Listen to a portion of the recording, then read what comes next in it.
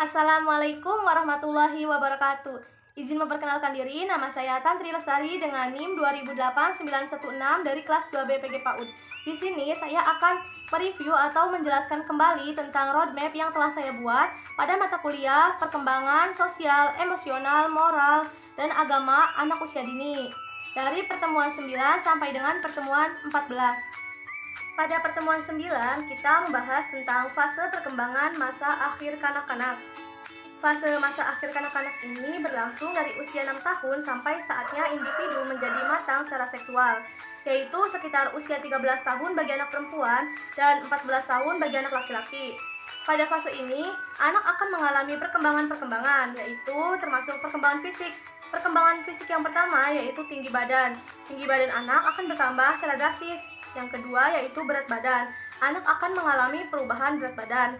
Dan yang ketiga yaitu kesederhanaan perbandingan tubuh yang kurang baik yang sangat mencolok pada masa akhir kanak-kanak yang menyebabkan peningkatan kesederhanaan pada masa ini. Dan yang keempat yaitu perbandingan otot dan lemak. Yang terakhir yaitu gigi. Selain perkembangan fisik yang terjadi, pada masa akhir kanak-kanak ini juga mengalami perkembangan emosional serta perilaku sosial, yaitu seperti yang pertama, menunjukkan dan menanamkan perasaan. Yang kedua, yaitu menunjukkan empati. Yang ketiga, yaitu memiliki kontrol emosi yang lebih baik. Dan yang keempat, yaitu memperhatikan ketekunan. Lanjut pertemuan 10, yaitu perkembangan moral dan agama teori Piaget. Piaget menyatakan perkembangan moral terjadi dalam dua tahap, yaitu tahap pertama disebut tahap realisme moral atau moralitas. Anak usia 5-6 tahun berada pada tahap pertama ini, yaitu anak menganggap bahwa orang tua dan semua orang dewasa berwenang membuat peraturan, dan mereka harus mengikuti peraturan tersebut tanpa mempertanyakan kebenarannya. Tahap kedua yaitu disebut tahap moralitas otonomi atau moralitas kerjasama. Adapun perkembangan nilai-nilai moral dan agama anak dapat dikembangkan melalui metode-metode yaitu seperti yang pertama ada metode bercerita. Metode bercerita dapat dijadikan metode untuk menyampaikan nilai-nilai yang berlaku dalam masyarakat. Yang kedua yaitu metode karya wisata.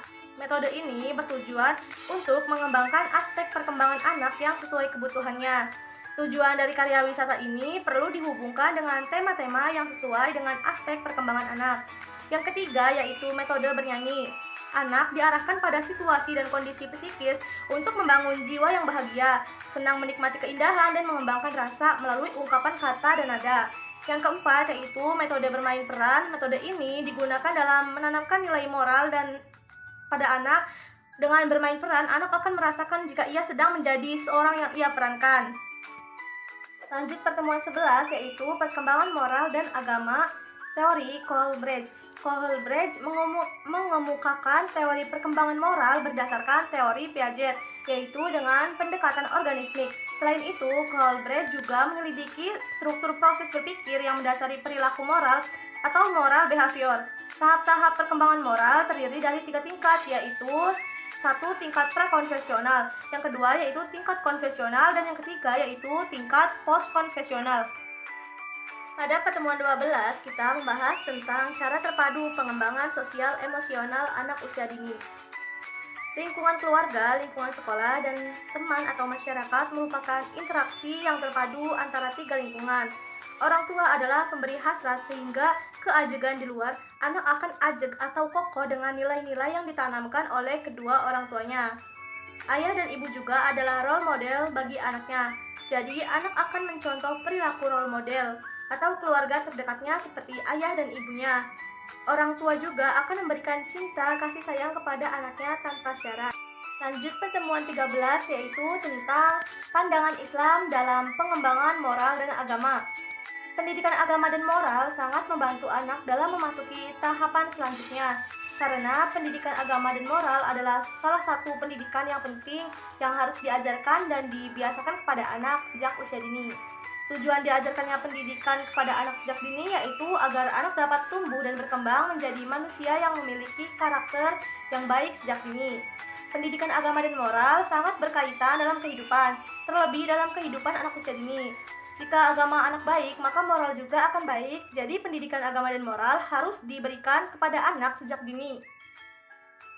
Yang terakhir yaitu pada pertemuan 14 yang membahas tentang karakter building. Dalam konteks pendidikan, karakter building adalah suatu proses atau usaha yang dilakukan untuk membina, memperbaiki, dan atau membentuk tabiat, watak, sifat kejiwaan, akhlak, insan manusia sehingga menunjukkan tingkah laku yang baik.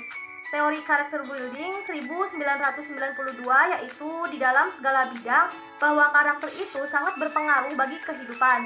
Ki Hajar Dewantara mendirikan Taman Indrawi karena anak-anak yang akan menjadi dewasa belajar dari 3 panca inderanya, yaitu dengan silih asah, silih asih, dan silih asuh.